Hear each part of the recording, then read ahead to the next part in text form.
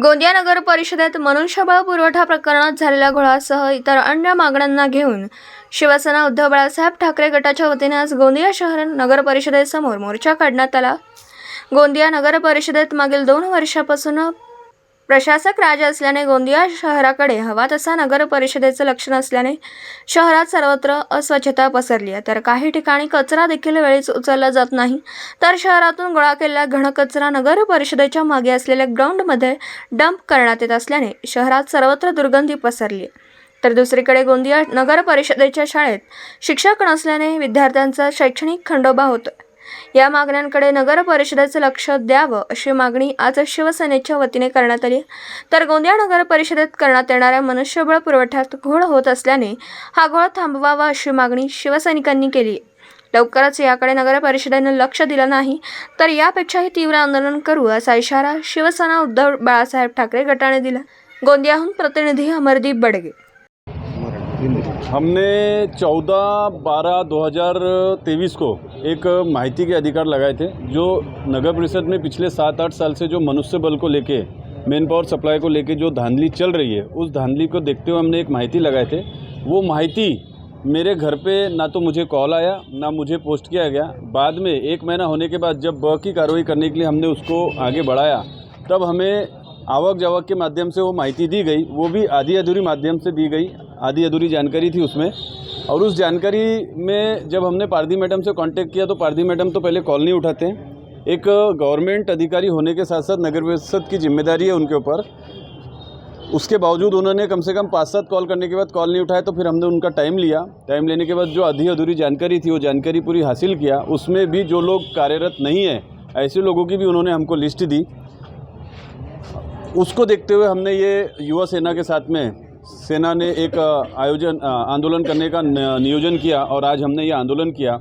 इस आंदोलन का मुख्य कारण ही और उद्देश्य हमारा ये है कि जो चल रही नगर परिषद में धांधली है उसमें सुधार हो और किसी भी एकाधिकार जो स्थापित किया गया है नगर परिषद के अंदर की किसी भी एक एजेंसी को ही हम ये काम देंगे और उसमें सभी लोगों की मिली जुली भगत चल रही है।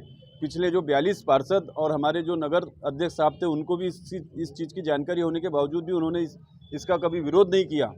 उसी के लिए हमने आज ये आंदोलन किया है और जल्दी अगर इस आंदोलन का हमें सही रिजल्ट नहीं मिला तो हम अपने स्टाइल में फिर इसका विरोध करेंगे।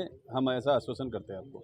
धन्यवाद। नगर परिषद बांधकाम विभागाला एक टेंडरमध्ये किती काम होतात, कोणत्या पद्धतीने होतात त्या पहा। हा नगर परिषद इतका भ्रष्टाचार आहे, हा भ्रष्टाचार नगर परिषद नाही म्हणू शकतो मी, हा भ्रष्टाचार नगर परिषद म्हणतो। कारण की भ्रष्टाचार तिथं यांची नगर महाराष्ट्रामध्ये सर्वात जास्त पैशाची अगर कोणी नगर परिषद असतील ते गोंदिया नगरपालिका आहे। नगर परिषद A ग्रेडची नगर परिषद आहे, पण नगर परिषद स्वतःची जमीन आपली वाचू शकत नाही, त्यामध्ये अतिक्रमण होत आहे, त्याचा फेरफार करू शकत नाही। पण आता नवीन जागाची मागणी करतात, कोणी काय करतात, कोणत्या पद्धतीने करतात, का उपयोगासाठी करतात काय माहीत नाही, पण ज्या उपयोगासाठी ज्या रिझर्वेशनसाठी हा त्या जमीन त्यांनी कधी 10-10, 30-30 वर्ष 40-40 वर्षापासून आता ठेवलेली आहे, त्या जमिनीची स्वतःची त्याची रक्षा करू शकत नाही, त्याच्या काय काम करू शकत नाही, त्याचा काय उपयोग करू शकत नाही। अशी भ्रष्टाचारची नगर परिषद आहे। आता आमचे युवासेना आता निघाले या शहरा या नगर परिषदच्या आजूबाजूला आता संपूर्ण नगर परिषदेत राहणारे लोक आता निघणार। आजच्या आंदोलनाने दखल घेतली नाही नगर परिषदेने, पुढचा पाऊल काय राहिला? आता नगर परिषदचे आता नवीन आता सांगत आहे हे प्रशासकीय अधिकारी महोदय की नवीन जे नगर परिषदचे CEO आहे ते काल संध्याकाळी त्यांनी जो आपला पदभार घेतला, मग त्याच्यानंतर ते 3 दिवसाच्या सुट्टीवर गेलो आहे।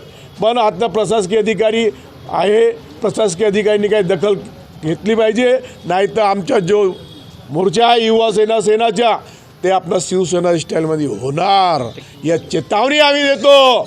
आता झालं काय काय तुमच्या घराचं तुम्ही केलं, आता आम्ही जनता सोबत आहे।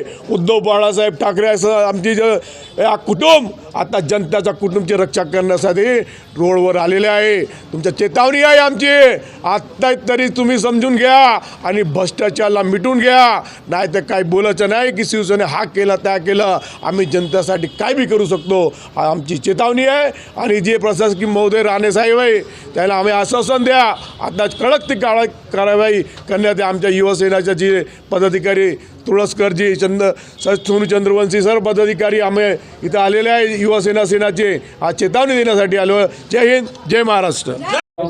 काय सांगणार आज कोणत्या मागण्याला घेऊन नगर परिषद हल्लाबोल केलेला आहे आपण काय सांगणार? भाऊ 2 दिवस अगोदर मुख्य अधिकारी साहेबांसाठी आम्ही एक ज्ञापन आणलं होतं, पण मुख्य अधिकारी साहेब होते नाही. त्यामुळे जे कार्यकारी आता प्रभार त्यांनी सांभाळले राणे साहेब यांना आम्ही ज्ञापन दिलं होतं की जे मनुष्यबळ पुरवठा करणारा जो ठेकेदार आहे त्यांनी मागच्या 3 वर्षापासून इतकी धांदली केलेली आहे की गव्हर्नमेंटचा रूल आहे की 20 कर्मचाऱ्यांच्या वरती जर तुमच्याकडे कर्मचारी काम करत असतील तर त्या कर्मचाऱ्यांचा PF नंबर जनरेट करणे आवश्यक आहे. ESIC कार्ड बनवणे आवश्यक आहे, कारण की कोणत्याही कर्मचारीला अनावेळेस काही अपघात झाली तर त्याच्या जो पैसे लागणारे हॉस्पिटलमध्ये पैसे आहेत ते परत गव्हर्नमेंट परत करते. यासाठी ESIC कार्ड राहते. तर हे सर्व धांदली करूनसुद्धा पूर्व नगर परिषद मुख्य अधिकारी साहेब आपल्या फक्त आर्थिक फायद्यासाठी त्या ठेकेदाराला 3 महिने असं 2 वेळा, 6 महिने असं 1 वेळा आणि 1 वर्ष असं 4 वेळा त्याचे 2 वर्ष समोर टेंडर ढकलण्यात आलं, कारण की मुख्य अधिकारी साहेबांच्या त्याच्यात स्वार्थ होता. काय याच्यानंतर मागणं पूर्ण न झालं तर काय शिवसेना काय? आत्ता आम्ही जेव्हा आंदोलन घेऊन आलं तर राणे साहेबांनी सांगितले की 26 तारखेला नवीन टेंडरचं प्रकाशन केलेलं आहे. 6 तारखेला त्याची लास्ट डेट आहे. 7 तारखेला नवीन टेंडर ओपन होणार आहे आणि नवीन जो ठेकेदार राहील त्याला मनुष्यबळ पुरवठा करण्याचा ते टेंडर देणार आहे. तर हा 7 तारखेपर्यंत आम्ही 10 तारखेपर्यंत वाट बघू. जर हा झालं नाही तर पुन्हा युवासेना नगर परिषदवर आक्रमक होईल याची मी राणेसाहेबांना पण दखल दिलेली आहे.